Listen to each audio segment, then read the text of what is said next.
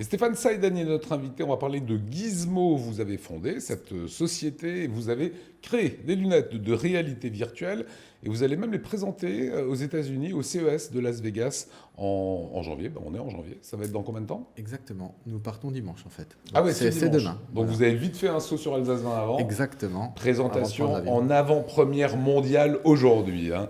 Expliquez-nous ce que sont ces lunettes et quelle est l'utilité. Alors nous, notre métier en fait, c'est de proposer en fait des visites virtuelles de logements donc neufs ou existants. Ok. À l'origine de notre activité, nous travaillons avec les promoteurs, les constructeurs de maisons individuelles et effectivement les bailleurs sociaux pour projeter en fait l'acquéreur directement chez lui, alors que la première pierre en fait de son logement n'est même pas posée en fait. Voilà. Marc, vous connaissez Voilà. le principe? Oui, je connais le principe, mais je découvre le produit Gizmo. Voilà. Alors le produit Gizmo, vous allez le voir, on va le regarder en images. C'est parti.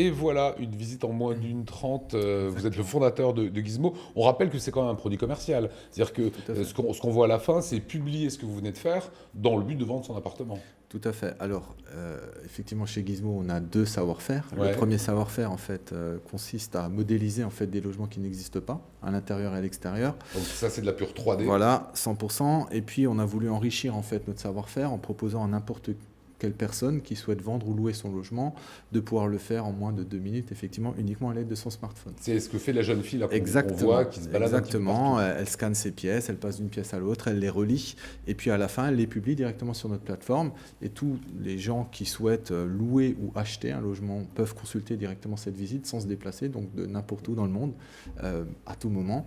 Et c'est effectivement un gain de temps important, et c'est aussi un confort de vie important, parce que quand on loue un logement, bah, on est souvent obligé de gérer ses clés, on est souvent obligé de gérer sa maison, donc de la ranger, on est souvent obligé de se déplacer. Alors, On s'est un tout peu obligé de ça, faire la queue quand on est étudiant, avec 25 personnes devant pour visiter le même logement. non, et peut-être devant l'ordinateur, mais en tous les cas, devant la porte, non. Et l'idée, c'était ça, c'était de permettre aux gens de se projeter.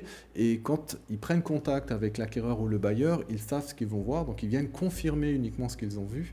Et ça crée en fait des contacts très qualifiés, et c'est un gain de temps pour tout le monde. En fait. Est-ce que c'est compliqué à faire? On a vu, effectivement, prendre des photos, ça c'est à la portée de tout le monde. Relier les pièces, relier les Non, couloirs, c'est- etc. C'est extrêmement simple en fait, hein. Donc le scan, c'est simplement en tournant, donc, Ouais, comme ce vous le qu'elle voyez fait. à l'image. Donc Ouais. effectivement, il y a un petit temps pour scanner les pièces, quoi. Et puis après, on a ce qu'on appelle nous des hotspots, c'est-à-dire des points. Donc on nomme ces pièces en fait, et à la fin, en fait, tout est relié quasi automatiquement, et on publie la visite qui est directement accessible sur la Ça, plateforme. c'est l'outil de la cybar de demain. Ça pourrait être ça. Ouais, il y a combien d'appartements la cybar? 7000 logements. Voilà, 7000 logements, faites des photos et on peut visiter. On va vous présenter, Voilà, nous exactement. prendrons un modeste pourcentage de cette...